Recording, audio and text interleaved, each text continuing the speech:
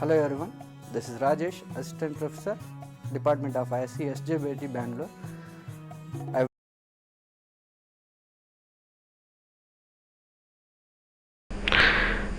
Good morning, one and all. Myself Rajesh L, Assistant Professor, Department of ISC, SJBIT. We are started this video to learn the first program in Computer Networks Laboratory, that is Part A program, by using NS2 or NS3 simulation. The program objective is to implement 3-node point-to-point network with a duplex links between them, set the queue size, vary the bandwidth, and find the number of packets dropped.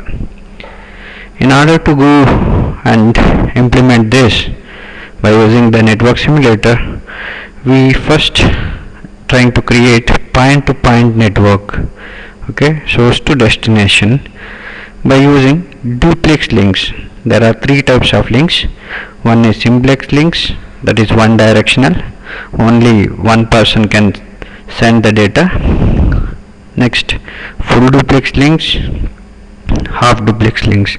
Half duplex means either you can send or receive but not at the same time. So full duplex means you can receive as well as send at the same time.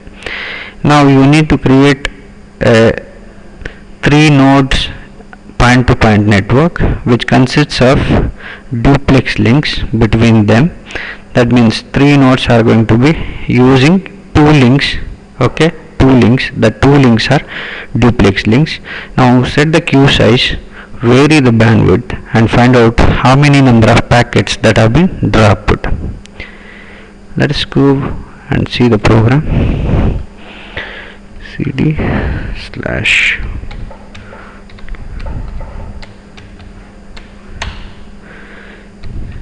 as I have already typed this program as prog1.tcl. I am using a tool command language which is a combination of procedure, that is object oriented language. There are some of the commands which we are used in it. In the first line it is a set is a command. This will set this object ns with a simulator class where s is capital. We are creating an instance of this simulation and putting that into a ns variable. Similarly, I have to visualize this result. The execution of the result can be viewed in two ways. One is with a data file. So for that we are going to load the trace of the result. Line by line result are going to be loaded in a trace file. So for that I am opening a prg1.tr in a write mode. Once the program begins, from the beginning to finish, that is from the beginning to end of the program, what are the sequence of activities that have been happened are going to be loaded in this trace file. Similarly, we are creating one more file for visualizing the result, that is called as NAM file, network animator file. This is for visualization. You can view the result in a diagram. So for that we are opened a program1.nam under the write mode and putting that file into a pointer called as nf. So this is the objective of these two lines. After that we were asked to create 3 nodes in this program. n0, n1, n2 are the 3 nodes. Nodes are nothing but computer, host, mobile devices. Here the properties of the class node is been brought and assigned to the objects, the nodes n0, n1, n2. 3 nodes have been created by using these 3 lines of code. After then we were setting the parameters to the links which have been established from N0 to N1. There is a channel that is connecting, a link that is connecting from N0, source is N0, destination is N1, which is of the type duplex link. Duplex link, as I told earlier, we can send as well as receive the data at the same time. We can able to send 8 MB per 2 milliseconds of time. Okay, 8 MB per 2 milliseconds of time, and followed by the parameter drop tile, which is indicating that the subsequent arrival of packets are going to be stored using the data structure drop tile data structure. Okay, similarly the second line in this group, which says that we are creating one more communication link between the node N1 to N2, which is of 10 MB per 3 seconds. 3 milliseconds, within 3 milliseconds we can able to deliver 10 MB of data. Up next, we were asked to vary the queue limit. So for that we are defining a queue limit of these two nodes N0 and N1 is of 6 bytes. Now we are instantiating one of the object UDP0, UDP for connectionless protocol, which is an unreliable protocol. So this is derived from the agent class. Under that the subclass is UDP. Whatever the properties, as we know with respect to connectionless, all the properties are being defined and configured to this variable now. Then we were attaching the agent to the node N0 as UDP0. So now N0 will be performing like a UDP node. UDP node means user datagram protocol. So that is a connectionless protocol. So the properties of this is been derived to N0. A null pointer is been created by the null class. Null is a subclass under agent class. Then the same properties are being attached to N2. So end of the node 2 we are attaching a null pointer. We were having a transmission of the bits under the class traffic. CBR stands for constant bit rate. So this object is been created under CBR. Now the packet size is been set to 500 bytes, and packet interval time is set with 0.0001. You can vary this. And now CBR0 is been attached to UDP node, that is N0. Wherever UDP is assigned, for that we are setting the constant bit rate. Okay, so the properties are indirectly assigned to N0. After then connect UDP0 to null 0. Every program will have one procedure to close the simulation. So for that PROC is the keyword, finish is the procedure name, followed by 2 flower braces, followed by 1 flower brace. This is the syntax that we are following in TCL to open the procedure. Whatever the variables that we used in this program, NS, TF as well as NF, are made as global variables here, and then flush the trace. So far whatever you did, you clear out all the junk from the memory, close the trace file, close the NAM file, and execute NAM file. The NAM file for execution is program1.nam, and softly you close up, return 0 and come out from the execution. $ns start program at 0.1 second and close the program at 4.5 second. And lastly we are using the command called as $ns to run the program. Let us see the result of this. ns is a command to compile the program. ns prog1.tcl you got a 0 errors. Now I want to visualize the result first. NAM space prog1 dot NAM. Okay, once it is invoked, you can see the result.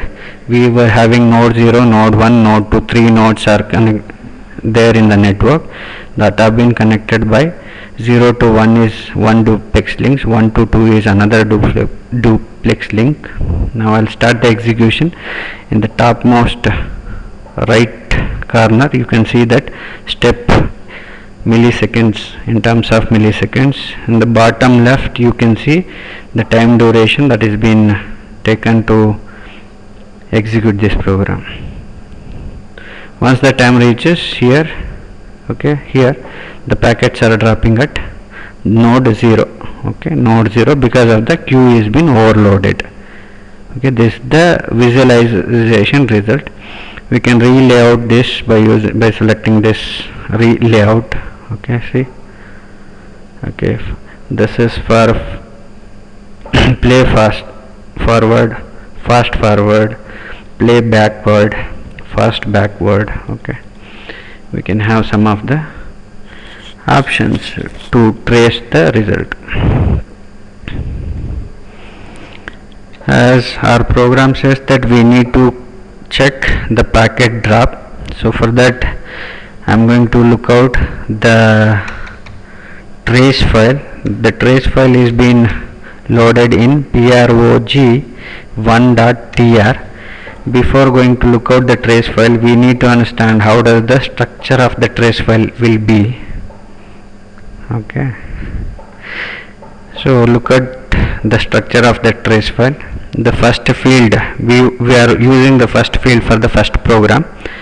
Here the event name is whether you are enqueuing the upcoming events or dequeuing the events from the already enqueued area, or else you are dropping the packets. So these are being indicated by using these four values. If the first field is R, you are trying to receive some more packets. If the first field is plus, you are adding the received packet. If the first field is minus, you are taking out the packet from the queue. If the first field is D, the packets are dropped. So we want to look out D field in the trace file. Let us go with the trace file. See, look at here, what is plus minus. Here in this row it started with D, that means the packets are dropped over here. Once again here the packets are dropping. Like that you need to cross check how many number of places the packets have been dropped. Thank you. That's all regarding to the first program. Okay, so in the first program we had executed that TCL script and we visualized it with NAM. The continuation of that, the result, we need to find out the number of packets dropped. So what we are doing is in the trace file format, the first field, this is the first field. So $1 indicates the first field content, $2 indicates the second field content, $3, like that it continues. If the $1 okay is equals to R, means we have been received. If the $1 is equals to plus, means the packets are enqueued. If the $1 is equals to D, means the packets which are dropped, those counts are going to be determined by using this. Say, if initially I made one variable C is equals to 0 for counting how many packets we dropped. If $1 is equals to D, means okay, if the first field in the trace file is D, dropped, so the packet is dropped, then I need to increment C. Okay, C is get incremented, so one packet has been dropped. Again, if $1 after receiving the second packet, if $1 is equals to D, I need to check whether it is D or R or plus or minus. Accordingly the count is get incremented. Okay, see, once if the packet is been dropped, the correspondingly that packet details $5 and $11 are going to be printed. So $1 is this 2, 3, 4, 5. $5 whether you have received what type of packet, and then $11 is 6, 7, 8, 9, 10, 11 sequence number of the packet. Okay, which sequence numbered packet we dropped, that is the result we are going to generate from this arc script. Okay, the number of packets dropped is equals to total number of packets that have been dropped during the R simulation time is being displayed over here. Okay, let us look into the result. After execution, after NAM file and trace file, we just wanted to execute the arc file by using this command awk space -f space program1.awk, which we just opened and saved the program, space program1.tr trace file. Okay, so you can see that these are the CBR file, constant bit rates. Okay, so and so the number of packets dropped are 35,195. so this is the result of the first program. I'll show that trace file vi prog1.tr. sorry. Okay, see, this is the contents of the trace file. So we are looking out these bits. If the first field is D, okay, this CBR information and a sequence number of that field is been displayed. Again, D CBR sequence number is 8, D CBR sequence number is 9, D CBR sequence number is 11. Like that, number of packets which were dropped are going to be determined as a result of the first program. Thank you.